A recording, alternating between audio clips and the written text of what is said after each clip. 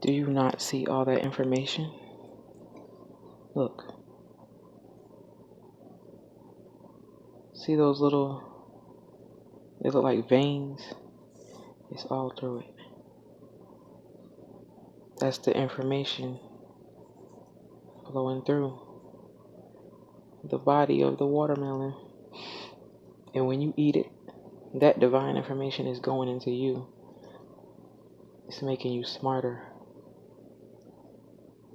It's making you a better you. Look how beautiful. And look how nature gives you. You plant one seed, and look how many more it gives you. Look at all those.